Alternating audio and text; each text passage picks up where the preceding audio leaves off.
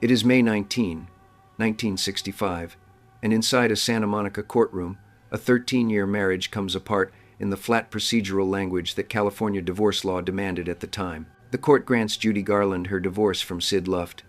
The grounds entered into the record read, "extreme mental cruelty," a phrase that sounds like the diagnosis of a private catastrophe but functions, in that courtroom, in that decade, closer to a password. Watch the corridor outside.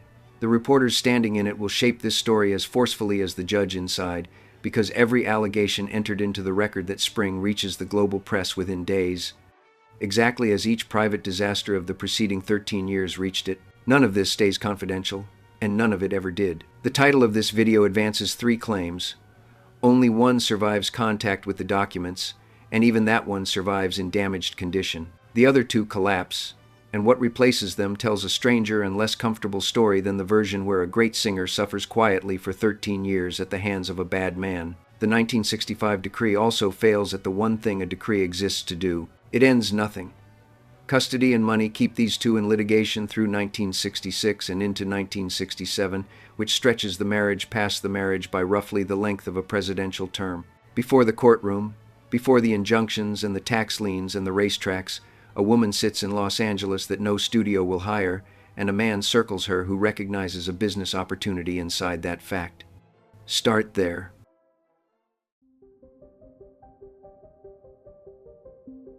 By 1950, the employer that manufactured Judy Garland wants nothing further from her. MGM built the product and then discarded it, and everyone in the industry reads that dismissal exactly as the studio intends it to be read, as a verdict on whether she can still arrive on a soundstage and finish a picture. Nobody in that town misreads a firing. She spends this period recovering from a suicide attempt, and she remains legally married to Vincente Minnelli, her second husband. Her professional value now poses a question rather than an assumption. The most bankable child performer in the history of the American musical enters the new decade as a liability that insurers and production heads discuss in the tone they reserve for weather delays and lawsuits. Into that vacancy walks Sid Luft, and the romantic relationship begins somewhere across 1950 and 1951, while she still belongs, legally, to somebody else. What Luft brings her is not artistic vision.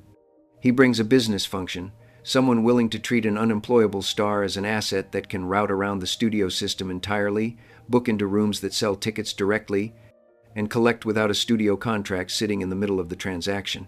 Gerald Clark, whose 2000 biography Get Happy remains the most thoroughly researched modern account of her life, places the start of that relationship inside exactly this window of wreckage. A partnership assembled during a professional emergency tends to keep the emergency as its organizing principle, and this one never entirely stops behaving like a rescue operation, even years later when the thing requiring rescue becomes the rescue itself. Everything after 1951 inherits that shape.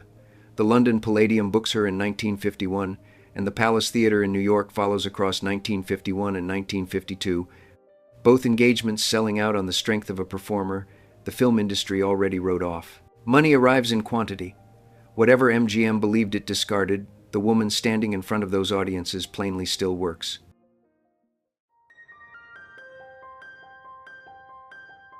The courtship carries something no press agent ever placed in a column. Before the marriage, Garland becomes pregnant by Luft and undergoes an abortion, an event Clark documents in 2001. Gerald Frank already reached in his 1975 book, Judy. 2 biographers, working 25 years apart from different source bases and with opposite sympathies, arrive at the same fact. Frank leaned toward Luft. His 1975 book sits close to Luft's own version of events because Luft numbered among his interview subjects and shaped that text heavily, which cuts one way only. When the source friendliest to Luft reports the same item as the source hardest on him, the item stops functioning as an allegation and starts functioning as a fact. She divorces Minnelli. On June 8, 1952, Garland and Luft marry at Paysine's Ranch near Hollister, California, a detail preserved with characteristic precision in Scott Schechter's Day by Day Chronicle, a book that exists so arguments about Judy Garland can end with a calendar. The ceremony happens far from Hollywood, in ranch country, hours south of San Francisco. Lorna Luft arrives on November 21, 1952. 5 months and 13 days separate that delivery room from the ceremony at Paysine's, which dates the sequence of decisions running through the spring of 1952 and explains why a wedding happened in ranch country rather than under 100 flashbulbs on a Culver City lawn. Do the subtraction yourself. Joey Luft follows on March 29, 1955. By then, the family exists alongside the company, and the machine that will eventually eat their finances and their television careers is already running at full speed.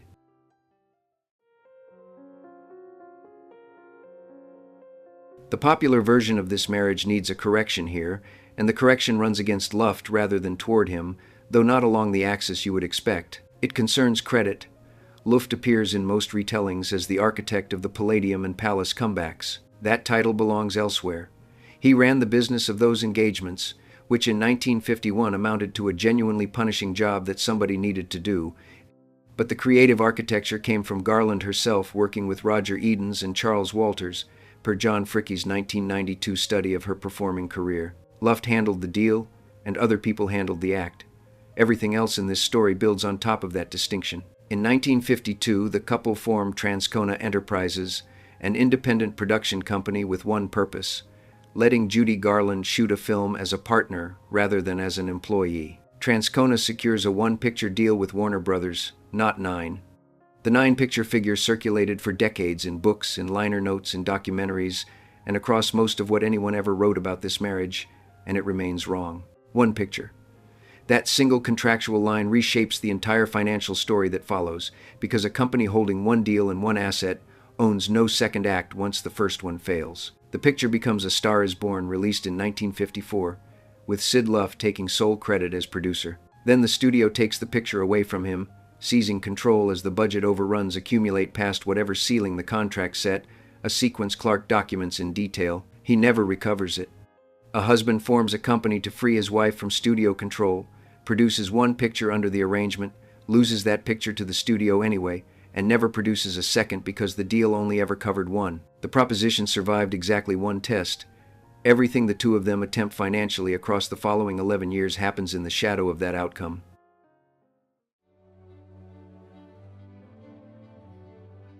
Judy Garland generated enormous revenue across the 1950s and early 1960s. The couple stayed broke throughout that entire period, broke in a way that no volume of touring money or television money ever corrected, and broke in a way that shaped nearly every professional decision either of them reached. Not broke in the sense of belt tightening, broke in the sense of severe back tax liabilities to the Internal Revenue Service and debts that trailed them from engagement to engagement, a condition Clark and Ann Edwards both describe as continuous rather than episodic. Money arrived in quantities most Americans could not picture and departed before anyone counted it. So, where did it all end up? Every account of this marriage eventually splits on that question, and the split runs directly through the middle of the family, with a daughter standing on one side and her father on the other. Lorna Luft's 1998 memoir, Me and My Shadows, levels the accusation plainly. Her father's chronic gambling at racetracks drained enormous portions of her mother's earnings. She lived in the house. That accusation also comes from a daughter writing decades afterward about her own father in a book that doubles as an account of her mother's addiction and her own survival of it. Sid Luft answered in Judy and I, published in 2017 with Randy L. Schmidt, well after his death and comfortably beyond cross-examination. He denied mismanaging her money. His version relocates the drain onto Garland's own spending, her medical care, and the overhead of keeping a career of that size upright and touring at all. Both claims rest on a single source, and both come from people with an obvious stake in the answer. Neither claim has been checked against the records, and the records exist because California and New York filed public tax liens against these two across the 1950s and 1960s. And those liens would fix the real size of the debt and its timing with a precision no memoir can approach. Nobody has systematically pulled them. 60 years of writing about this marriage proceeded almost entirely on the testimony of the participants, which amounts to a peculiar way of investigating a dispute in which every participant held a stake in the verdict.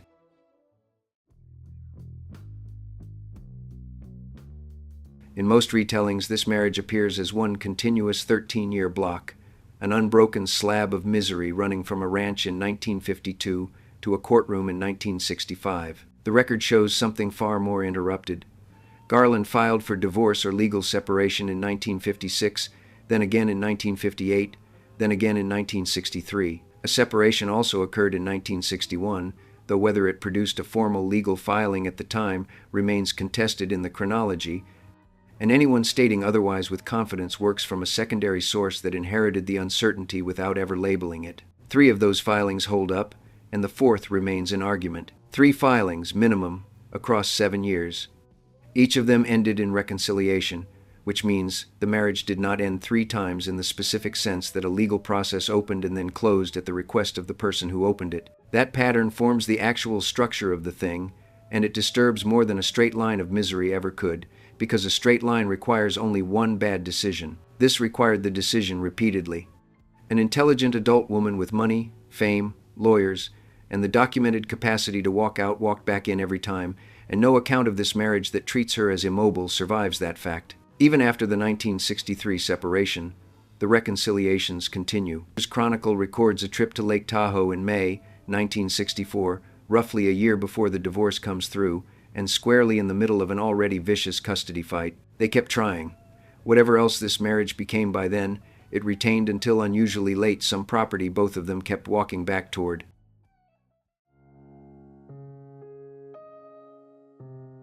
The Judy Garland Show runs on CBS across 1963 and 1964, the last thing Garland and Luft ever attempt together as business partners. It collapses. Network executives interfere continuously with the program's direction, which alone would sink most variety shows.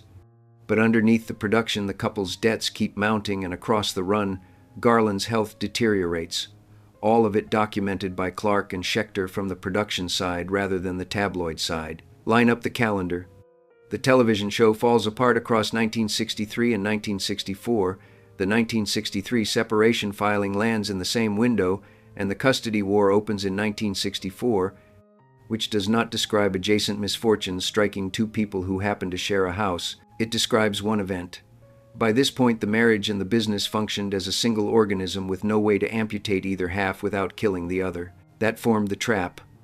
A wife could have left a husband, and a star could have fired a manager. Judy Garland could do neither without doing both, and that structure, more than any single act of cruelty by anybody, explains why the ending took so long and cost so much.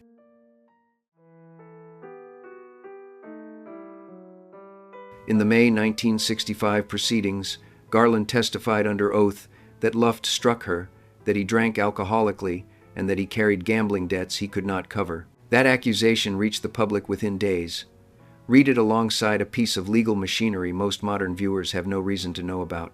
California in the 1960s ran no-fault divorce. To obtain a decree and to secure primary custody of 2 children, a petitioner needed to demonstrate fault, and extreme mental cruelty functioned as the statutory vehicle through which enormous numbers of American divorces moved in that era. The law required an accusation. It did not permit 2 people to state simply that a marriage no longer worked. None of that renders the testimony false. It does mean the courtroom operated as a machine that manufactured accusations as a condition of running at all, and any historian treating a 1965 California divorce transcript as neutral testimony has misunderstood the instrument in their hands. Luft's answer arrived 52 years later, in a memoir published after his death. He denied initiating violence. His account holds that Garland suffered severe drug-induced psychotic episodes driven by Seconal and Dexamyl, and that his physical interventions constituted restraint rather than assault, an effort to stop her from harming herself or somebody standing nearby. The addiction underneath his claim draws no dispute from anyone. Every serious account of her life, sympathetic and hostile alike, confirms Garland's dependence on prescription medication, and Lorna Luft documented what managing it looked like from inside the house, including opening her mother's sleeping pill capsules and refilling them with sugar. A child, in a bedroom, performed pharmacological sabotage on a parent, often enough that the act settled into a routine rather than an incident. Clark's biography records something else that sits uncomfortably in the middle of every argument about who did what to whom inside that house. Garland used suicide threats as a bargaining instrument during marital disputes, repeatedly, in a way that placed continuous psychological strain on everyone around her. It worked, which explains why it continued. Hold both facts at once, because any honest version of this story requires it. A woman lived with an addiction the studio system helped install in her, which nobody in 1965 knew how to treat, while the man she lived with drank, gambled, and stood accused under oath of striking her. 2 children occupied the house for all of it, and neither of them chose any of it. No version of this story exists, in which one adult supplies the weather and the other simply stands out in it, and every account pretending otherwise came from somebody with a stake in the verdict.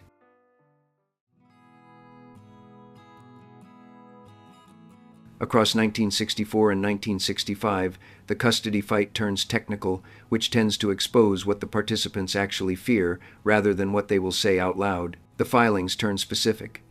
Luft sought legal injunctions to stop Garland from taking Lorna and Joey out of the United States. He filed for them during the same stretch that produced the Lake Tahoe reconciliation. The request belongs to a man who believes his children will shortly board an aircraft and become permanently difficult to reach, and who holds enough to bring in front of a judge and ask that the aircraft be blocked. The 1965 decree awarded primary custody to Garland, with visitation rights to Luft. That should have closed the file. Legal skirmishing over custody and child support instead continued through 1966 and 1967, which parked the children, in the years after the divorce, inside the same litigation that surrounded them for years before it. Whatever the marriage amounted to for the adults, this is what it amounted to for Lorna and Joey Luft.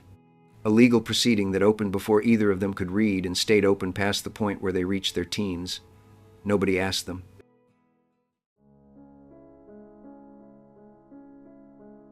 So, 13 years of silent hell. Take that sentence apart word by word, since the documents permit it, and since nearly every retelling of this marriage swallowed all three claims without examining any of them. 13 years. The number holds up arithmetically and misleads historically. The opening stretch of this relationship, running roughly from 1951 through 1954, produced the London Palladium, the Palace Theatre, Transcona Enterprises, and A Star is Born, which amounts to the entire second act of one of the largest careers in American entertainment. A woman no studio would insure in 1950 took soul above the title billing, 4 years later, in a Warner Brothers picture her own company produced. Whatever destroyed this marriage did not show up on the wedding day. It arrived later, and flattening the whole span into one undifferentiated block erases the years when the arrangement worked exactly as designed. Silent. This word fails hardest. The marriage reached open court in 1956, in 1958, in 1963, and in 1965, then returned over custody through 1966 and 1967. It ran continuously in the Los Angeles Times and in gossip columns across the country, drew arguments from CBS executives in network offices and from Warner Brothers, accountants examining budget overruns, and finished as competing memoirs written by a daughter and a husband and published 19 years apart. Almost nothing in 20th century American celebrity ran less silent than this, and the screaming ranked among the most public things about it. Hell. Across the addiction years and the 1963 to 1965 custody fight, the word does real work and nobody should soften it. Applied across all 13 years, though, it commits a quiet theft, converting Judy Garland into scenery in her own biography. She filed for divorce 3 times and returned 3 times, built the comeback that Luft merely booked, conducted her own affairs during the marriage, decided her own course on the company and the network and the tours and the medication, and used the threat of her own death as an instrument in domestic arguments. That describes no woman something happens to. It describes a formidable and badly damaged person participating fully in a disaster she helped construct. Right now, the record sits like this. Divorce dockets from 1956, 1958, 1963, and 1965 wait in Los Angeles County Superior Court archives, where they can separate what Garland swore to under oath from what biographers have paraphrased ever since. The Transcona contracts wait in the Warner Brothers corporate archive at USC, where they would fix Luft's exact producing fee and name whoever carried liability for the overruns on A Star is Born. CBS production files would date his removal from the television show precisely. The tax liens would settle the gambling argument between a father and a daughter in numbers permanently. Every one of those questions can be answered, and nobody has answered them. The loudest marriage in American show business remains, 60 years on, a matter of 2 dead people contradicting each other in print, while the records that could settle it sit in boxes almost nobody requests.